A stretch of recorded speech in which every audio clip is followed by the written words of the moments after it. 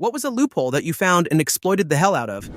A few years back, when Activision decided to pull the plug on Guitar Hero, Toys R Us sold all their copies of the game for $10. The guitar and drum set was going for $30. I saw the article online and hit up every store in my area, but they were already sold out that afternoon.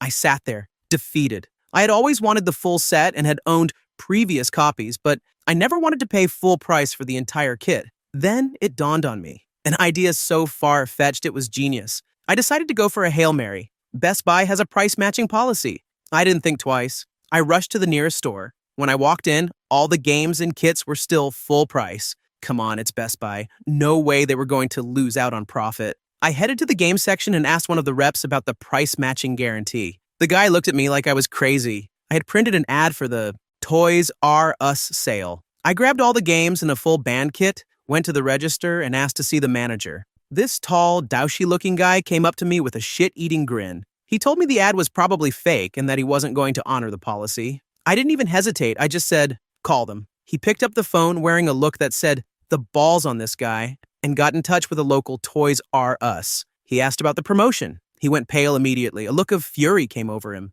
The manager on the other end barely muttered to the cashier, honor the discount. She just stood there, thinking he was joking. The manager said, do it, and walked away. Even his stride screamed anger. The cashier gave me the discount and, in a cocky tone, said it would still be around $50. I smiled and used a rewards coupon.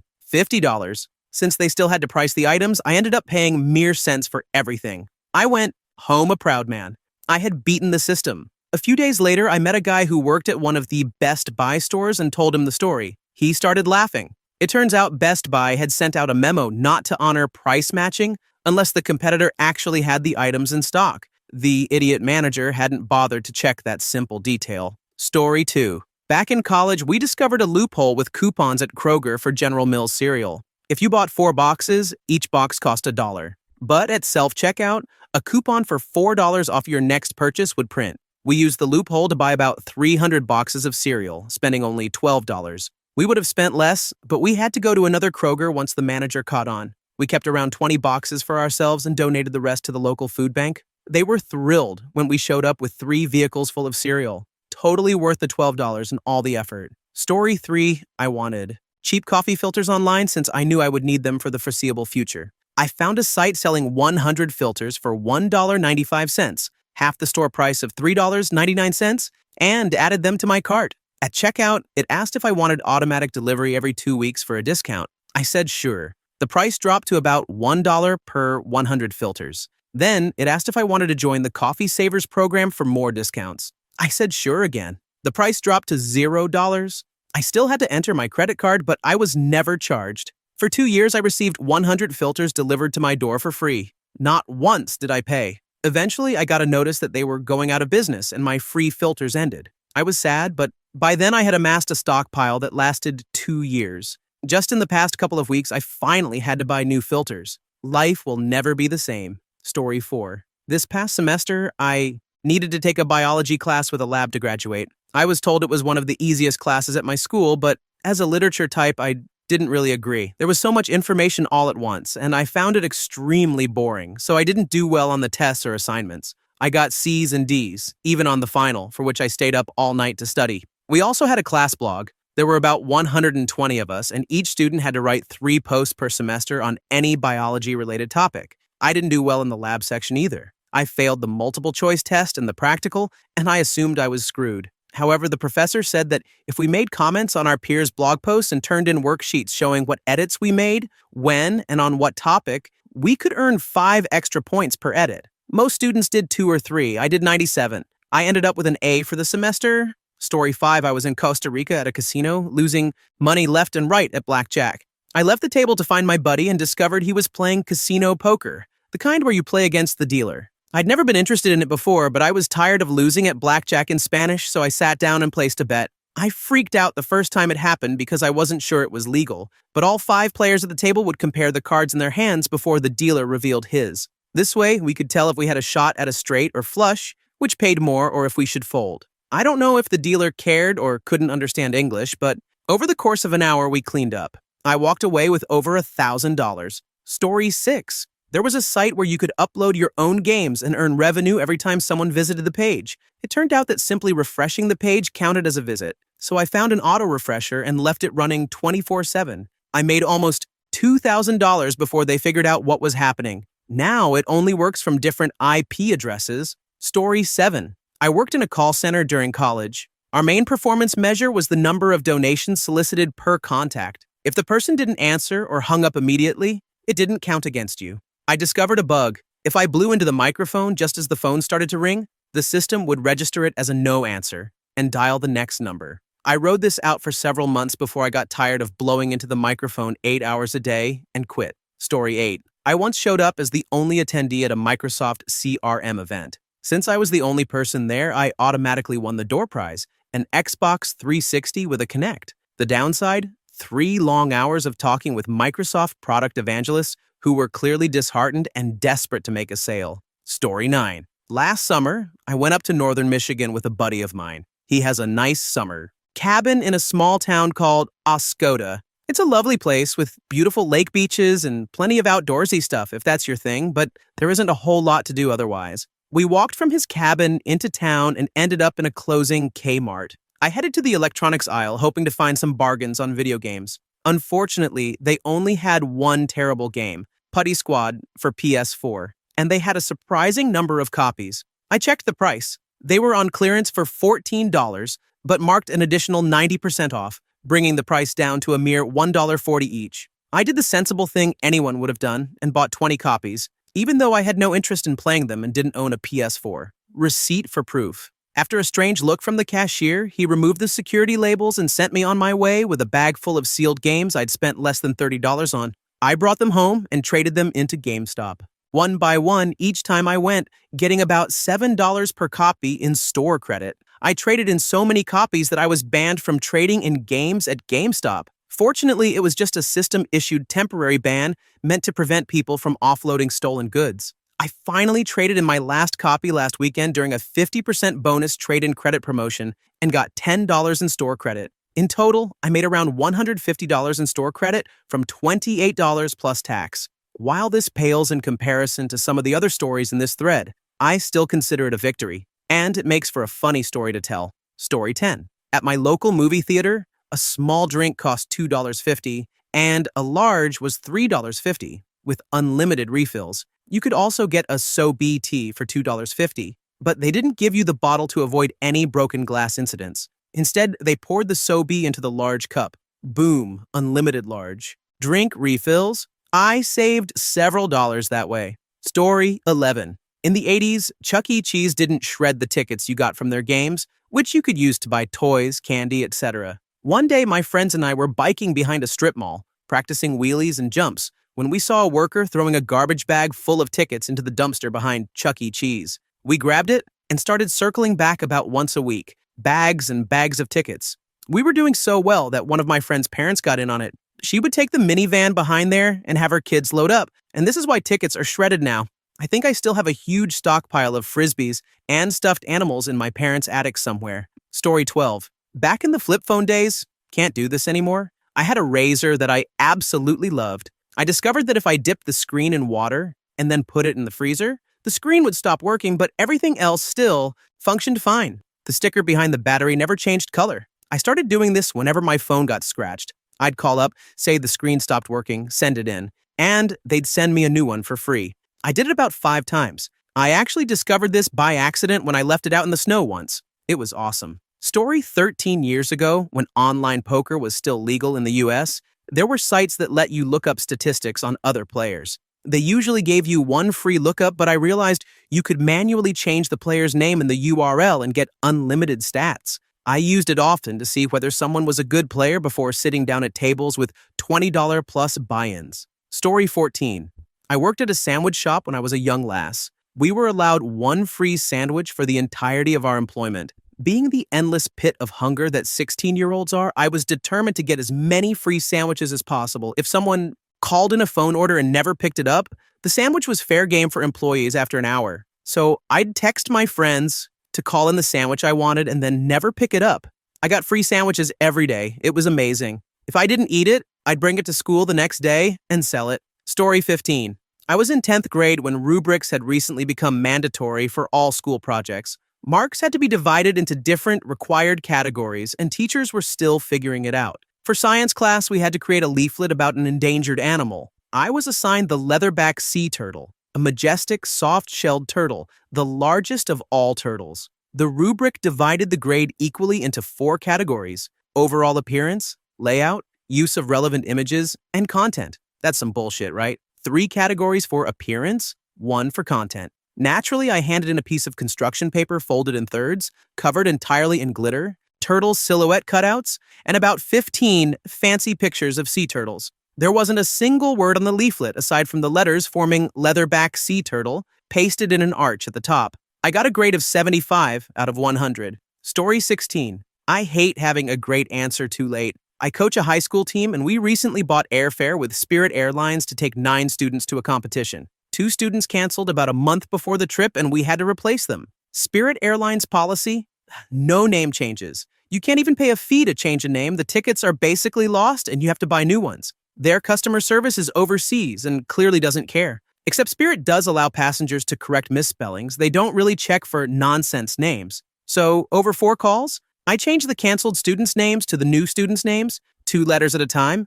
No one at customer service made a note, and no one ever noticed that the correct names during the intermediate steps were nonsense. Story 17. I spent 5 years on a U.S. Navy submarine. Every 2 years, we had a 6-month deployment called Westpac. On my second deployment, a few of us got boondoggled. Basically, the boat went out without us, and we were sent to various training schools in Pearl Harbor for the first half of the deployment, before flying out to meet the boat. So we got to watch the sub steam off before catching a flight to Pearl Harbor. We show up with our orders to check in, but there had been some miscommunication.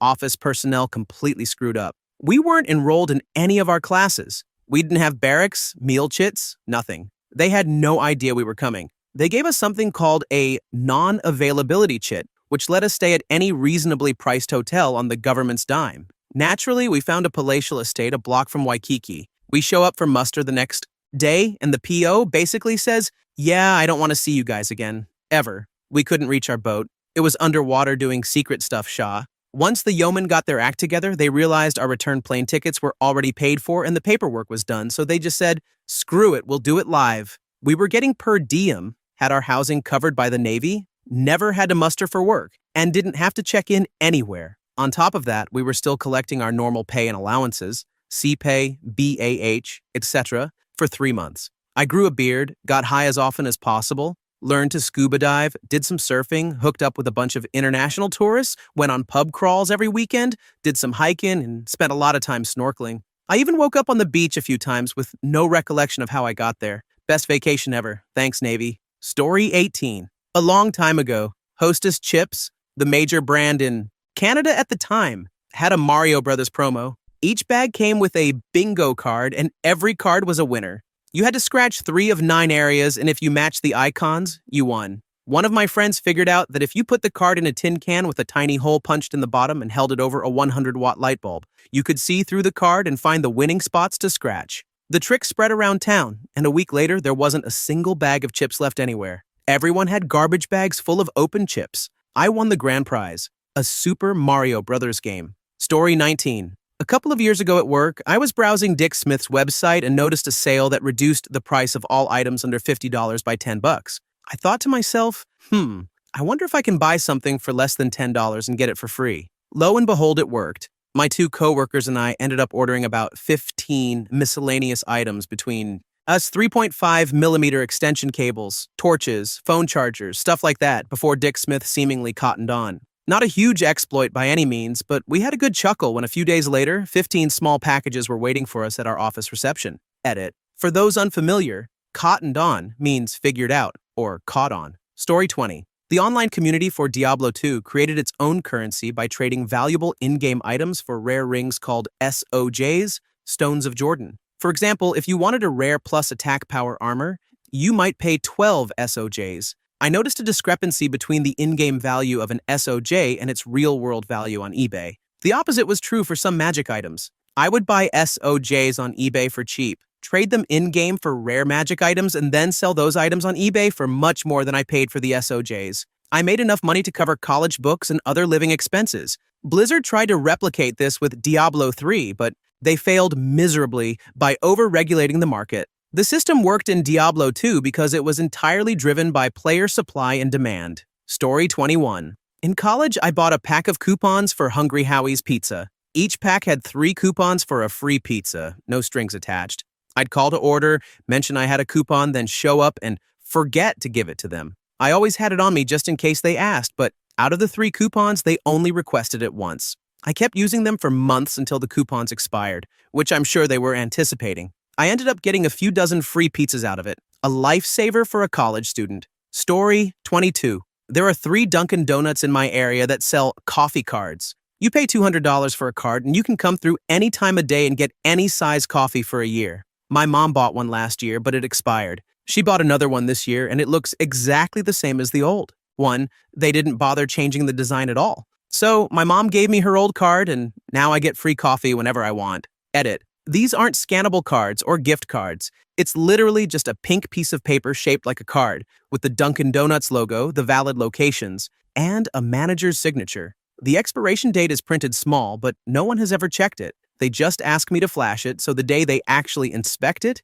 the jig's up. Story 23. There used to be an electronics store called Hastings where I grew up that sold both new and used electronics. They had a deal. Trade in 3 used games of the same system, for example, all PS2 games, and get a brand new game for free. Any game, no strings attached. So I'd buy 3 ridiculously cheap used games, like Bass Pro Hunting or something for $5 each. They had dozens, then walk out, double back, and trade them in for a $60 brand new game. I did this constantly for a few months, all while being harassed by the managers until they finally ended the promotion. Story 24. When my friends and I were in 6th grade, we were always looking for a hustle. We'd collect our parents' empty soda and beer cans to return to the Safeway near us for a few bucks to buy candy. One day, they installed big machines that automated the process so employees didn't have to manually count the cans. You'd put a can through a wide tube, the machine would roll it around to read the barcode, then drop it into a locked storage bin. After all your cans were tallied, it printed a receipt that you could exchange for cash at the register. My friends and I tied a can to the end of a stick, got the machine to read the barcode, and then pulled the stick out before the can dropped into the bin. We did this once a week and got about $20 each time, until we'd get nervous and stop so we wouldn't get caught. Story 25. Around Halloween, the Peeps website had a code for 20% off any order. It worked on all items, including gift cards. I first bought a $3 gift card, then used it to buy a $4 gift card, and kept going until I had an $80 gift card. I then bought $80 worth of Peeps for $3. I told a friend, and he did the same thing, eventually getting his gift card up to $1,600. Story 26. Back in 2007 or 2008, I discovered a major flaw in Blockbuster's POS system. Their system updated overnight, but only certain parts, and these parts updated on different days of the week. New item prices updated on Thursday, used prices on Friday, but trade-in values didn't update until after closing on Sunday. This meant that if a game dropped in MSRP, its new price would lower first on Thursday. For example, from $49.99 to $19.99, making it cheaper than the used version. On Friday, the used price would drop, for example, from $47.99 to $17.99. The trade-in value, however, remained the same, usually $30 to $35, even though you could buy the game for $20 and immediately trade it back without leaving the line. I tried this a few times and felt guilty, so I emailed corporate to let them know about the loophole. They told me they didn't accept suggestions from outside parties, essentially because it was part of their business strategy. After that, I decided to exploit the system further. I bought over 25 copies of Beowulf from Best Buy for $9.99 each, $19.99 minus a $10 coupon, and traded them in for roughly $800 in store credit. I then repurchased all 25 copies with the store credit for about $500 and traded them in again. Then I bought them again. I repeated this a few times over the weekend and ended up with $1,200 in store credit from just $250 in cash. Next, I found a few games that GameStop offered good trade-in values for and traded them there for store credit. I also made some pre-orders, eventually canceled them, and requested cash back for the deposits. Eventually, I received a letter from Blockbuster banning me from trading, but it had the wrong date post-dated for the following year, so I kept trading. I don't feel bad about it. Story 27.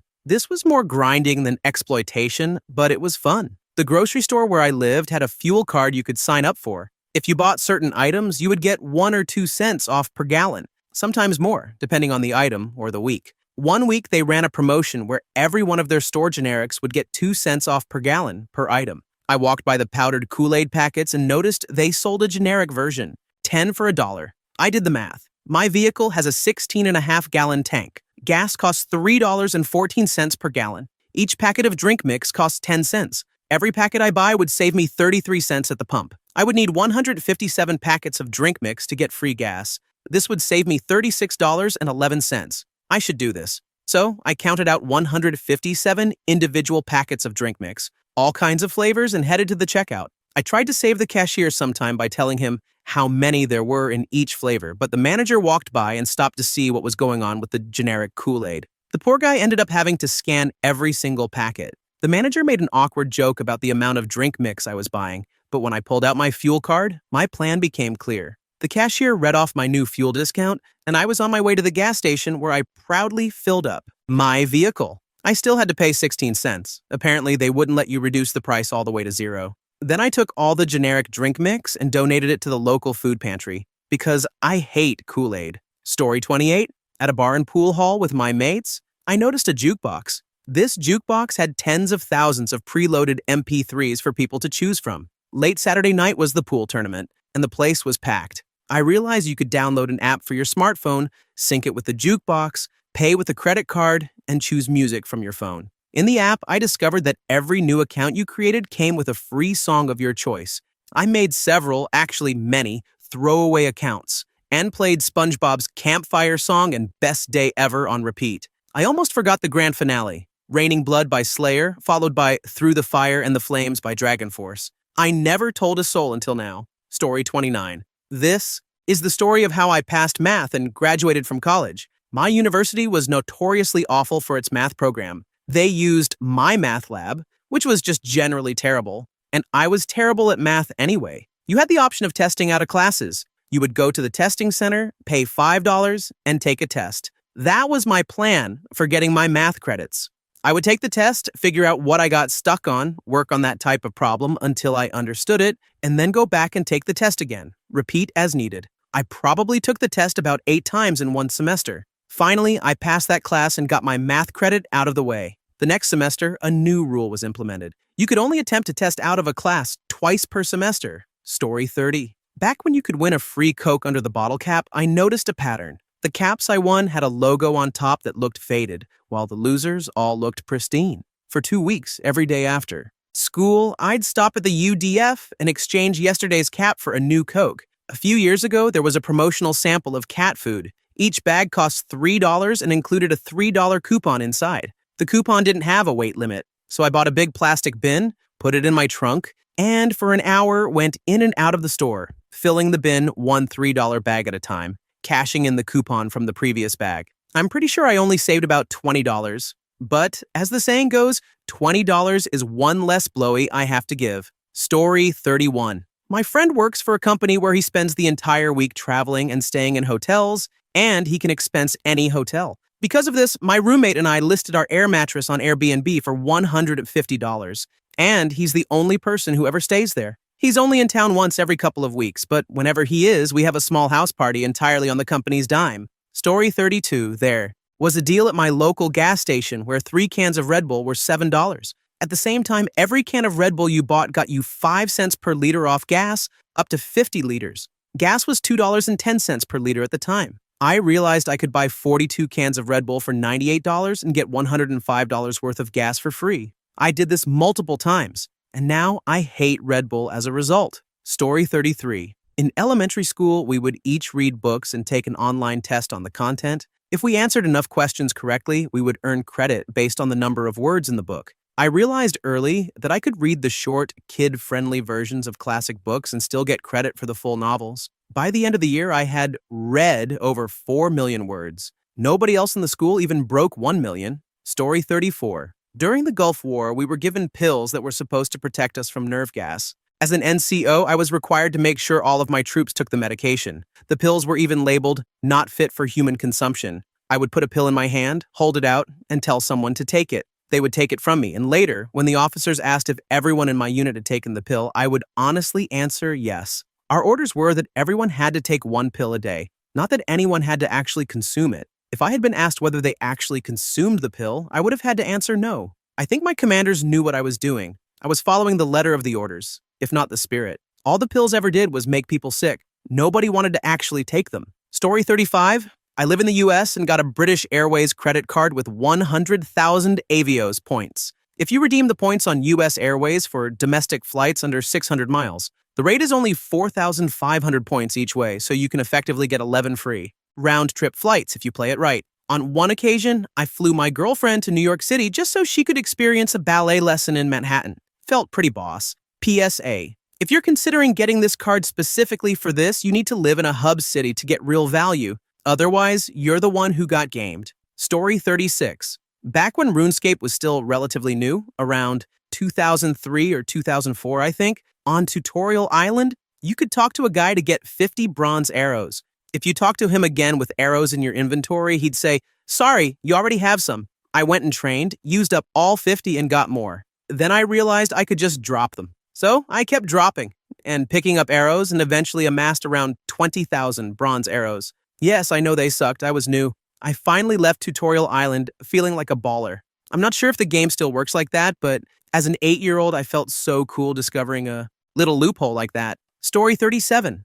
I live in the UK and train prices are a joke. They're so expensive. The best way around this is to split your journey. For example, if you're traveling from London to Birmingham, a direct ticket might cost over £40. Instead, you can find a stop that the same train calls at, say, London to Milton Keynes, then Milton Keynes to Birmingham. This saves a lot of money and is completely legal. You just have to make sure you stay on the same train, so double-check the timings. It annoys the rail companies, too. I believe they even tried to shut down a website that helped people do this. Story 38. When I was in high school, we had a dress code that required us to tuck in our shirts. I, like most of my friends, didn't like this policy, but apparently I was the only one who actually read the rulebook. It said, and I quote, "All shirts and tops must be worn tucked in, except for those designed to be worn untucked." So, for most of my last 3.5 years of high school, I wore Hawaiian shirts. Whenever a teacher told me to tuck in my shirt, I'd pull out the rulebook and quote it to them. Most would just shrug and let me walk on my way.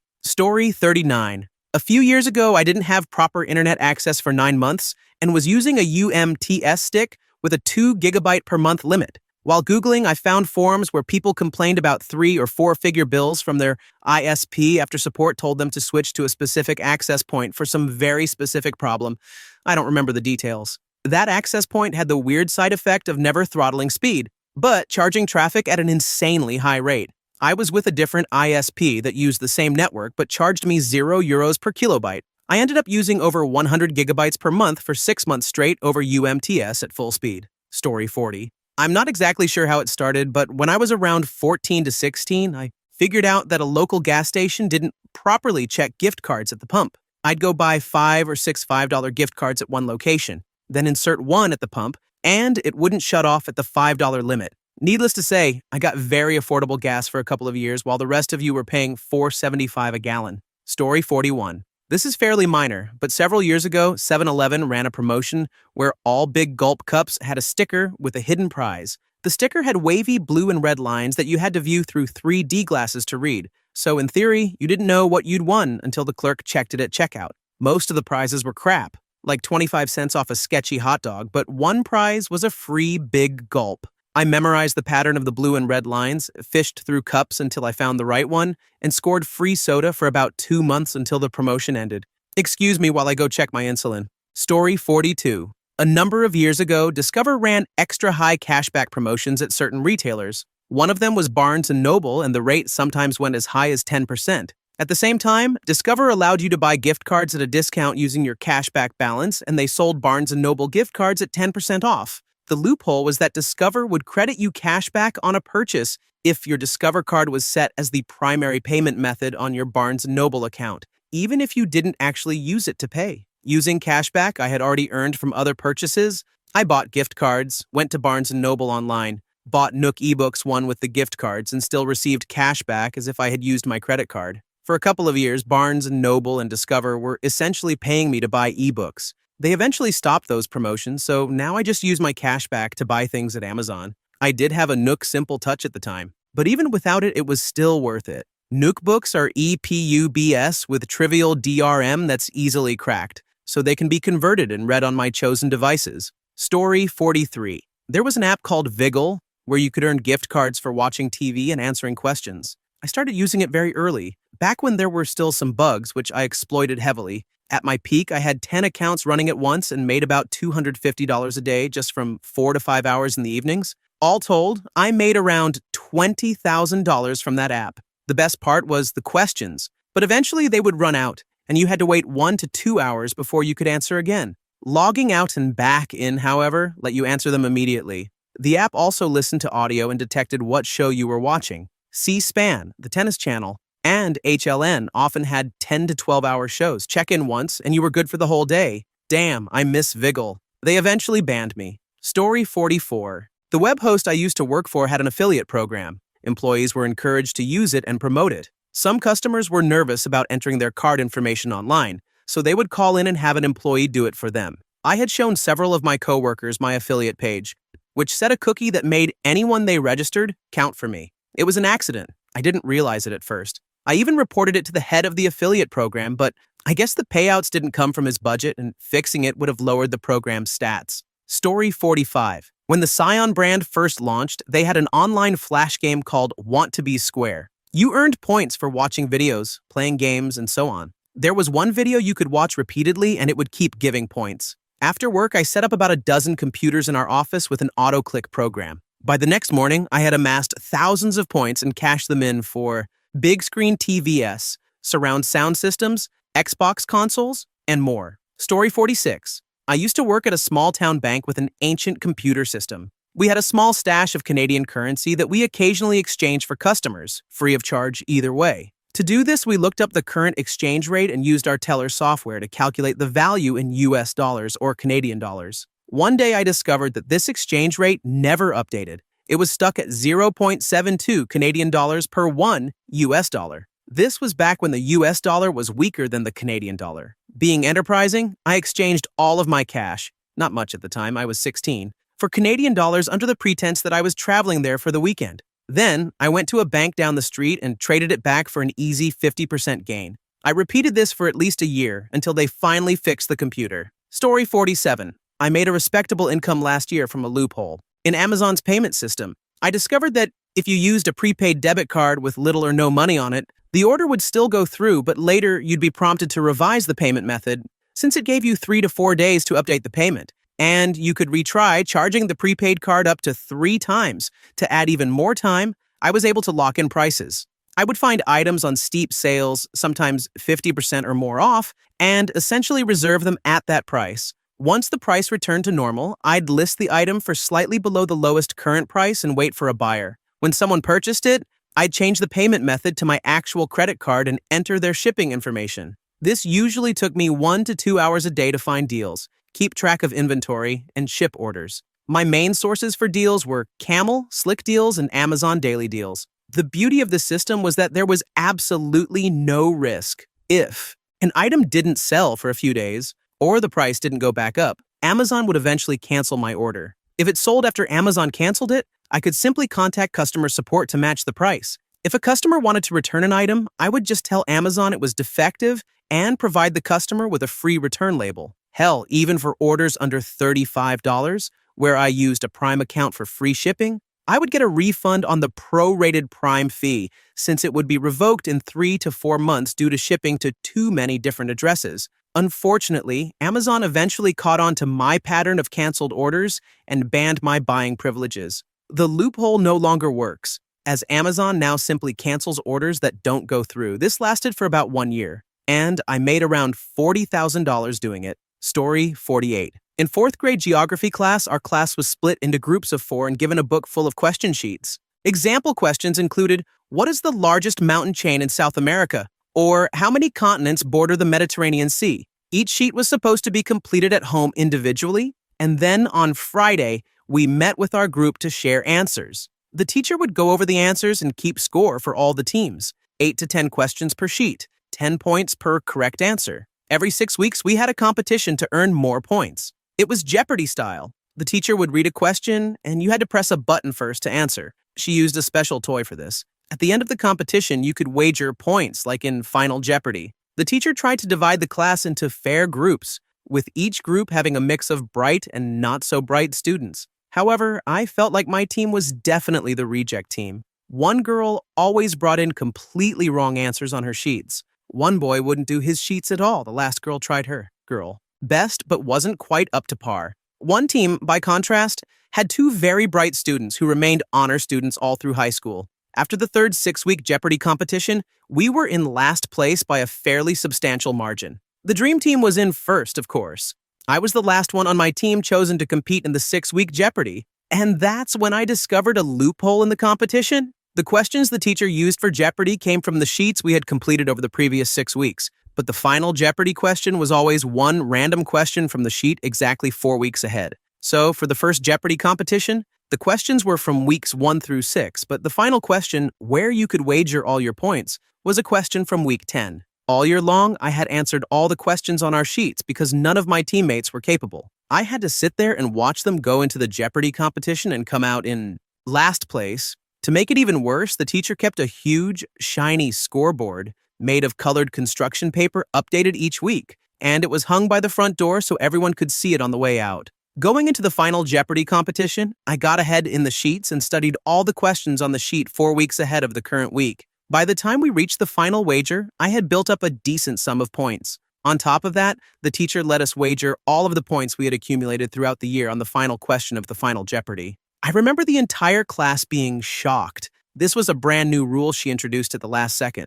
Naturally, I wagered all of my team's points from the entire year to try to double up. I think we had around 1,700 points, while the top team had 4,000 to 5,000. The teacher read the final Jeopardy question, and my eyes lit up. I had figured out the loophole and was about to cash in. I was the only team representative to answer the question correctly. It was about how many continents bordered the Mediterranean Sea. Even so, it was only enough to propel us into second place, because the top team either did not wager many points or was so far ahead that it didn't matter. I can't remember which. I'll never forget the smile on my teacher's face when she saw my answer to the final wager with all my team's points on the line. Story 49. About 15 years ago, Microsoft had a promotion where you could get a $300 Best Buy shopping spree if you signed up for 3 years of their dial-up internet. It seemed like a bad deal until you read the fine print, which said that if you canceled, you would still be responsible for paying except in California and Oregon. I heard about it one day, went to Best Buy the next,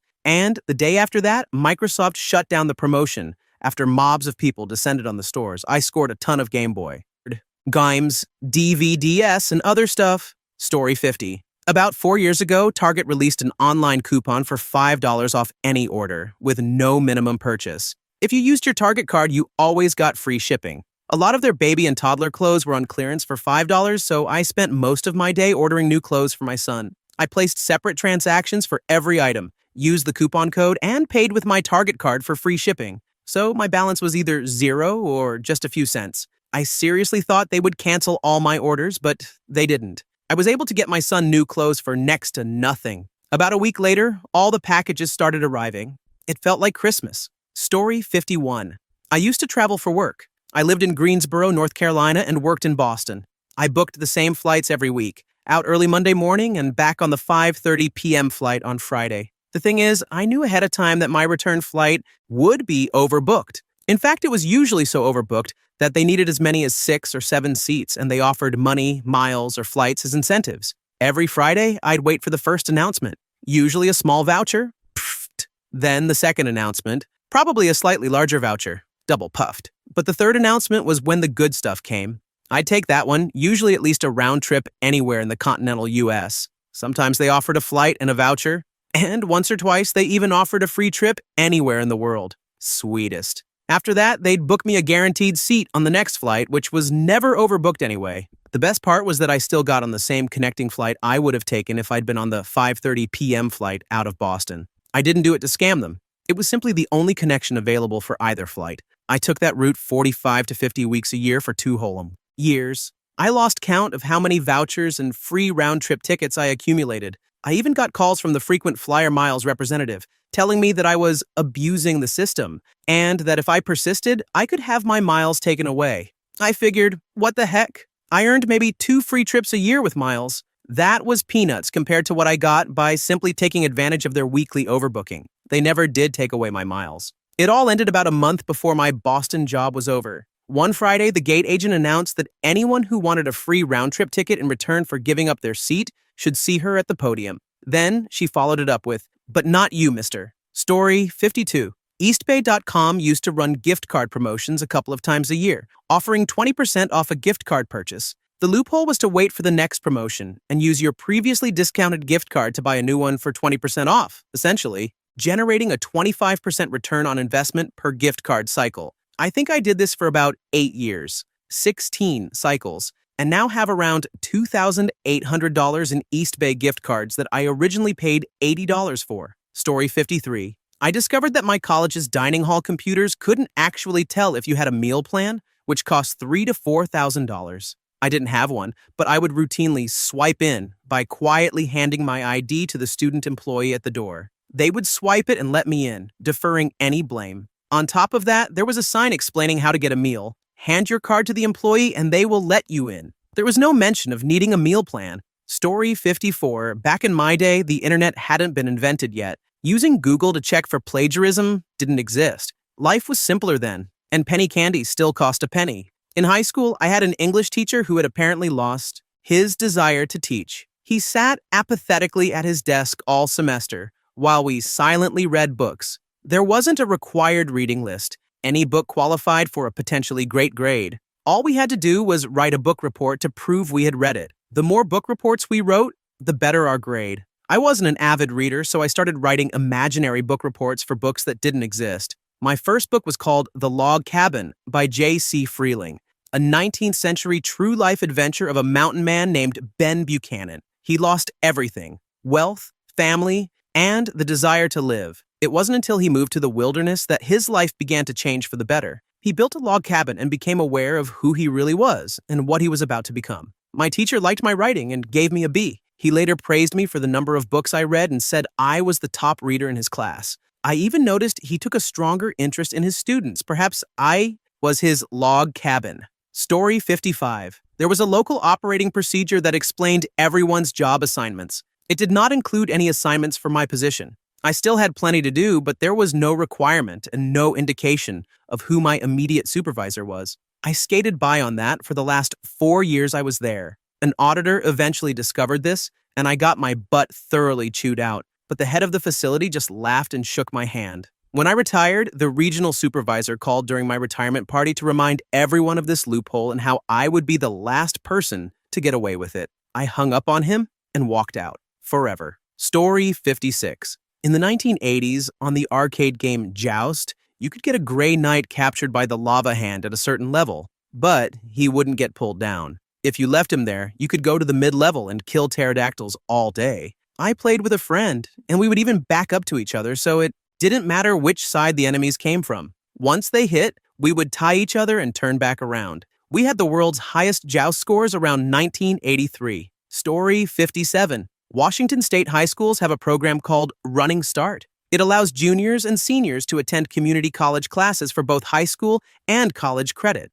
I wasn't enjoying my high school experience. I already knew the material, as the Colorado schools I had attended were ahead of the Washington curriculum, and there were a lot of disruptive students, which meant half of the teacher's time was spent on discipline. I was rapidly losing interest, and my grades started to show it. Having just finished the WASL with great scores, I was called into the guidance office and offered a summer job as a tutor for my peers. I told the counselor how much I hated the classroom environment, and he dusted off a few books so I could start the Running Start program. The only class I attended at high school was homeroom. After that, I'd walk to the bus, grab a coffee, and spend the rest of my day at a community college right next to my house. Some classes had only a semi-final and final, so I could freely skip them and sleep or play video games at home. In another class, the teacher had quit, and it became an online course. I did very well, and by the next year, I didn't even have to show up at the high school. By the time I graduated, I had also earned an associate's degree. The loophole was that the school hadn't used the program in many years, and the guidance counselor had no idea what he was doing. I was supposed to be limited in the number of college classes I could take as a substitute for high school classes. I got away with a logic course being counted as statistics, a forensic anthropology class as lab science, and I took a full college load when I should have only been allowed 2 classes. My day was also supposed to start and end at the high school. Story 58. There was a rewards app on my phone. Every purchase earned points. Points got you free stuff, pretty standard. By signing up, though, you were eligible for an introductory free drink at a lot of bars on our main street.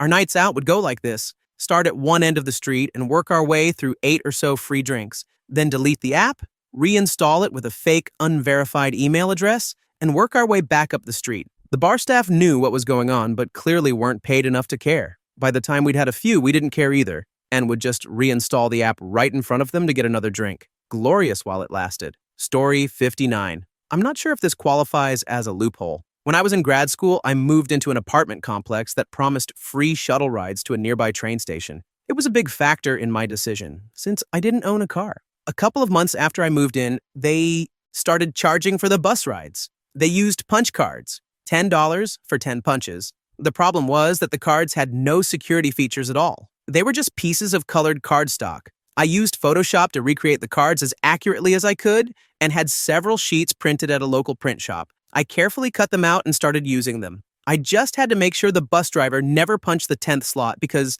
then he would take the card. I didn't want it returned to the office where someone might notice a discrepancy. I did this for about a year before I moved out. Story 60, I stole the remote for the jukebox at a bar. For weeks, I would change songs I didn't like or subtly lower the volume over the course of an hour. If I liked a song, I'd raise the volume or skip ahead to it. The bar thought the remote was lost. At the same bar, there was a bartender who would give me shots of Blue Label for $5, not realizing it was anything special. She eventually got fired. The day I found out, I played her favorite song 10 times in a row, then left the controller on the counter and walked out. Story 61. My high school gym class had a policy where if you sat out for a class, you had to make up the points by going to the weight room after school. So instead of doing the usual gym games, I would sit out and essentially have a study hall every day. After school, I'd go to the weight room, get in an actual workout for an hour, and make up the points I missed. With this setup, I effectively got a second study hall every day and free access to a gym. Story 62. Free prize gift cards for a sports store ended up amounting to several $100s. During my freshman year of college, my 2 friends and I decided to go to a football game because it was free and there was nothing else to do. We went to the student section, which was mostly empty, and there was a guy handing out sports store gift cards ranging from $5 to $200. He was bored out of his mind since no one was around, and after talking with him for a bit, he gave us about 5 cards each. Before the game started, with the stadium still empty, he had a bunch of cards and handed us a flat card that was about 3/4 full. We took a few stacks each and left the rest on the seats around us. We were excited, but realized we had too many cards to check all the balances, so we each grabbed a few to see if we could use multiple in-store. The store only allowed 1 per transaction, so all we bought were a few ping pong balls. Then it hit us. We could try using them online. Even if the cards were only $5 each, the total added up to a decent amount of money. We started by each putting 1 item we wanted into our carts. After we all added an item, we applied the gift cards to see how much we had left. We each ended up with 4 to 9 items, including hats, jerseys, clothes, shoes, and more. We also had quite a few $20 cards and a handful of $50 cards or higher. In the end, we all got a ton of free stuff, legally. Story 63. One day when I was 12, I bought a soda from the store brand soda machine in front of Food Lion. It dispensed 4 sodas. I walked back, drinking one and carrying the rest. When I got home with my newfound wealth, my mom asked why I had so much soda. I told her the story, and she grabbed a couple of grocery bags and said, "Let's go." We went back and milked that machine, earning some weird looks along the way. Story 64. I managed to get free internet for a few years. Here in Australia, as some of you may know, internet is dreadful. At the time I discovered this exploit, I was living with my family after leaving the army. My family was pretty easygoing with their internet usage, but I needed as much as possible for Battlefield 4. I had recently downgraded my home bundle to a USB 4G stick to save on cancellation fees. It only cost me $30 a month. My family's ADSL internet was running at a terrible 400 kilobytes per second and had a limit of about 100 gigabytes per month.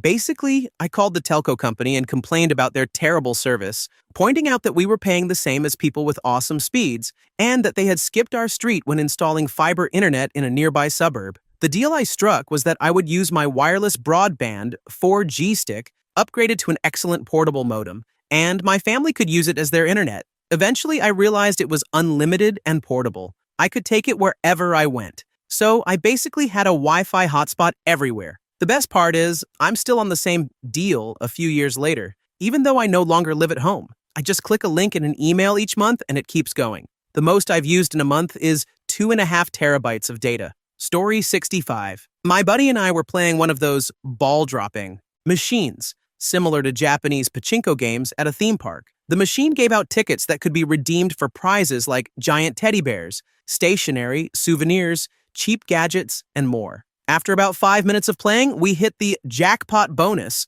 The machine went wild and started spitting out tickets as if it had a case of ticket diarrhea. We tried collecting as many as we could, but it just kept giving out tickets. So we started handing them out to the nearby kids. This went on for almost an hour. We were like Santa Claus, making it rain tickets on very happy children, parents, and even a few young couples who wanted the big teddy bears. By the time the machine ran out of tickets, we had almost emptied the prize booth. Surprisingly, the park attendants didn't seem to mind, seeing how happy everyone was. It was an awesome day, and some parents came up to thank us for making their kids so happy, misty-eyed and all. In the end, we didn't even get to claim a single prize for ourselves that day. But it was totally worth it, seeing all those smiles and hearing all those laughs. The best part was that the park crew seemed to know what was going on, but didn't care enough to stop it, even though we saw them getting chewed out by their manager for not shutting the machine down earlier. We chatted with one of them later that day. She said she knew the machine was broken and shouldn't have been operating, but they hated how management tweaked the machines to make winning nearly impossible. This was the crew's way of getting back at management. They would occasionally stuff the machine full of tickets and just let it run. Story 66. A bar in my hometown had a regular special. They would flip a 50-cent piece. If you guessed correctly, the drink cost 50 cents. If you guessed incorrectly, it cost an additional 50 cents. The procedure was for the bartender to flip the coin, catch it in their hand, and slap it down on the bar. You'd guess, and then they'd reveal the coin. I discovered there was a noticeable difference in the sound a 50-cent piece made when slapped on the bar. I proceeded to order 10 or more drinks at a time and guessed correctly every single time. I never even felt guilty. Story 67. A few months ago, I discovered that if I left merchandise in my online shopping cart at a certain site with a coupon applied, waited for the coupon to expire, and then used the next coupon code that arrived in my email, I could stack coupons. I ended up getting 40% off plus $35 off, or whatever the next code was, which worked out to an amazing deal. Shortly after I did this, they hired web developers who were familiar with basic security and validation. Story 68. At the parking garage near my job, they have free night parking in our small city. Rather than have someone man the gates at night, they just remove the swing arms at 6:30. Most people use it during the day for work and leave. Around 5, so the city still profits. I go to the gym until 6:30 after work, so I don't have to pay to leave. It's also great motivation when paying. To avoid working out would have been the alternative. Story 69. A local small-town radio station ran a Christmas contest where they played a Christmas song backwards. They usually chose a modern version of a classic song to make it harder to identify. A few coworkers and I listened to the radio all day and were familiar with how the contest worked. The first couple of songs were so difficult that they had to replay them hourly, sometimes not getting a winning caller until the evening. This was back in the days of Windows 95, which came with a simple sound recorder program. It could record from the microphone and had one useful feature: reverse playback. We taped a PC microphone to a clock radio. One person was responsible for recording the song, reversing it and identifying it, then emailing the rest of us. Ahead of time, we would decide who the daily winner would be, and that person would call in. The contest ran for 2 weeks. To avoid getting caught, we skipped days when the prizes were less appealing. 4 of us each took home 2 great prizes. I won a Back to the Future DVD box set and a $100 gift card to the local skate shop. I used my girlfriend's name the second time and had her claim the prize. Story 70. There was a loophole in our school dress code. It said, skirts and shorts must come to at least the student's mid-thigh. It also said sagging pants that expose undergarments are prohibited. A belt is required for all pants with belt loops with the shirt tucked in. One day, 20 boys showed up in kilts and skirts with no pants underneath. They were all dress code length, so administration couldn't say anything. On the same day, the girls wore tight pants with no belt loops, but wore obnoxious boxers over them. Technically, we were all in dress code. We repeated this at least 10 times over the course of the year when the dress code was first implemented. It was fixed the next year to read, "No clothing classified as undergarments may be visible at any time." They tried to change the rules so only girls could wear skirts, but the principal informed them that this would violate civil rights laws. The boys continued to exploit this loophole until graduation. Thank you for watching. If you enjoyed this video, be sure to give it a thumbs up, subscribe, and hit the bell icon so you never miss an update.